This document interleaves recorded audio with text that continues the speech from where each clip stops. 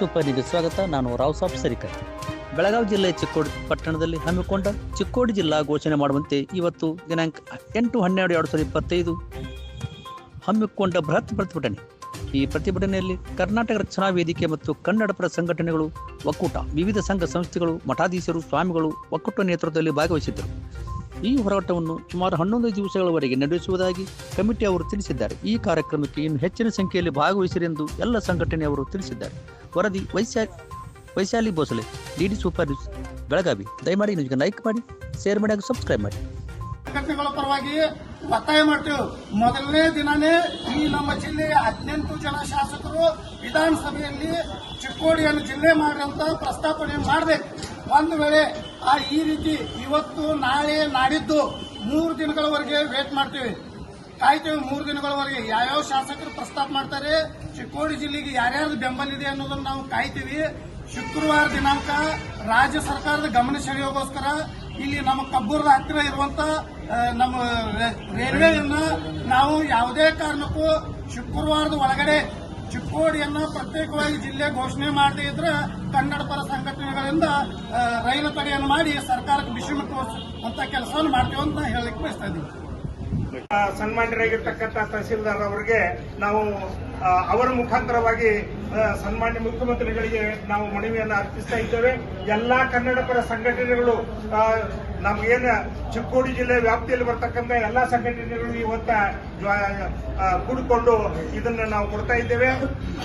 ಸನ್ಮಾನ್ಯ ಸಿದ್ದರಾಮಯ್ಯ ಮುಖ್ಯಮಂತ್ರಿಗಳು, ಕರ್ನಾಟಕ ಸರ್ಕಾರ, ವಿಧಾನಸೌಧ ಬೆಂಗಳೂರು ಚಿಕ್ಕೋಡಿಯನ್ನ ಜಿಲ್ಲೆಯನ್ನಾಗಿ ಮಾಡುವ ಕುರಿತು ಮಾನ್ಯರೇ, ಪ್ರಜಾಪ್ರಭುತ್ವವನ್ನು ಎತ್ತಿ ಹಿಡಿದವರ ತಾವುಗಳು ಈ ಭಾಗದ ಸುಮಾರು 25 ಲಕ್ಷ ಜನರ ಸುಮಾರು 40 ವರ್ಷಗಳ ಹೋರಾಟದ ಬೇಡಿಕೆಗೆ ತಾವು ಸ್ಪಂದಿಸುತ್ತೀರಿ ಎಂದು ನಂಬಿಕೊಂಡು ತಮಗೆ ಈ ಮನವಿಯನ್ನ ಅರ್ಪಿಸ್ತಾ ಇದ್ದೇವೆ.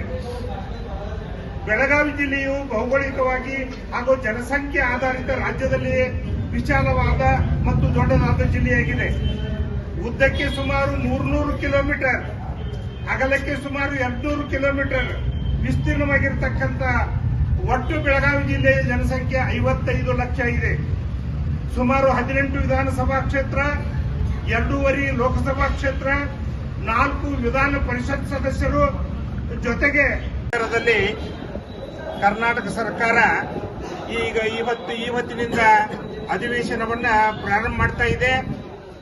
ನಮ್ಮ ಬಹುದಿನಗಳ ಬೇಡಿಕೆಯಾಗಿರ್ತಕ್ಕಂಥ ಚಿಕ್ಕೋಡಿ ಜಿಲ್ಲೆಯನ್ನ ಆದಷ್ಟು ಬೇಗನೆ ಮಾಡಬೇಕು ಹಾಗೆ ಅಂತ ತಿಳ್ಕೊಂಡು ಇವತ್ತಿನ ದಿವಸ ಎಲ್ಲ ಕನ್ನಡ ಪರ ಸಂಘಟನೆಗಳು, ಸುಮಾರು 8 ಕನ್ನಡ ಪರ ಸಂಘಟನೆಗಳು ಮತ್ತು ಚಿಕ್ಕೋಡಿ ಜಿಲ್ಲಾ ಹೋರಾಟ ಸಮಿತಿ ಮತ್ತು 51 ವಿವಿಧ ಸಂಘಟನೆಗಳು ಮತ್ತು ಸುಮಾರು 30-35 ಜನ ಸ್ವಾಮೀಜಿಯವರ ನೇತೃತ್ವದೊಳಗ ಮತ್ತು ಈ ಭಾಗದ ಜನಪ್ರಿಯ ಶಾಸಕರಾಗಿರ್ತಕ್ಕಂಥ ಗಣೇಶ್ ಹುಕ್ಕೇರಿ, ಪ್ರಕಾಶ್ ಹುಕ್ಕೇರಿ, ಅದರಂತೆಯೇ ನಮ್ಮ ಉಸ್ತುವಾರಿ ಸಚಿವರಾಗಿರ್ತಕ್ಕಂಥ ಸತೀಶಣ್ಣ ಜಾರಕಿಹೊಳಿ ಇವರ ಮುಖಂಡತ್ವದೊಳಗ ಇವತ್ತು ಈ ಜಿಲ್ಲಾ ಹೋರಾಟ ಸಮಿತಿ ಇವತ್ತ ನಡೆಸಿಕೊಂಡು ಬರ್ತಾ ಇದೆ. ಇದು ಬಹಳ ದಿವಸಗಳ ಹೋರಾಟ. ಸುಮಾರು 30-35 ವರ್ಷಗಳಿಂದ ನಾವು ಚಿಕ್ಕೋಡಿ ಜಿಲ್ಲೆಗಾಗಿ ಹೋರಾಟವನ್ನು ಮಾಡ್ತಾ ಇದ್ದೇವೆ. ಆದ್ರೆ ತಮಗೆಲ್ಲ ಗೊತ್ತಿರುವ ಹಾಗೆ ಈ ಬೆಳಗಾವಿ ಜಿಲ್ಲೆ ಅನ್ನತಕ್ಕಂಥದ್ದು ಬಹಳ ದೊಡ್ಡ ಜಿಲ್ಲೆ ಇದೆ.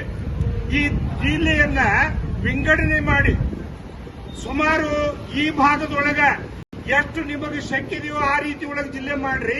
ಆದ್ರ ಚಿಕ್ಕೋಡಿಯನ್ನ ಮೊಟ್ಟ ಮೊದಲಿಗೆ ಈ ಜಿಲ್ಲೆಯನ್ನ ಮಾಡಬೇಕು ಹಾಗೆ ಅಂತ ತಿಳ್ಕೊಂಡು ಈ ಜನರ ಬೇಡಿಕೆ ಬಹು ದಿವಸಗಳಿಂದ ಇದೆ.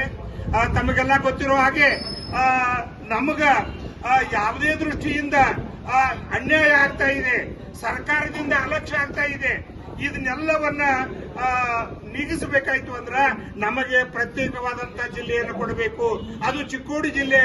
ಈ ಏನೀಗ ಅಧಿವೇಶನ ನಡೀತಾ ಇದೆ, ಇದೇ ಸಂದರ್ಭದೊಳಗ ಸನ್ಮಾನ್ಯ ಮುಖ್ಯಮಂತ್ರಿಗಳು ಘೋಷಣೆ ಮಾಡಬೇಕು. ಮತ್ತು ಈ ಭಾಗದ ಏನು ಬೇಡಿಕೆಗಳದಾವ, 100 ಬೇಡಿಕೆಗಳು ನಾವು ಸಮಸ್ಯೆಗಳ ಸರಮಾಲೆಯೊಳಗ ಸಿಕ್ಕೊಂಡು ನಾವು ಒದ್ದಾಡ್ತಾ ಇದ್ದೇವೆ.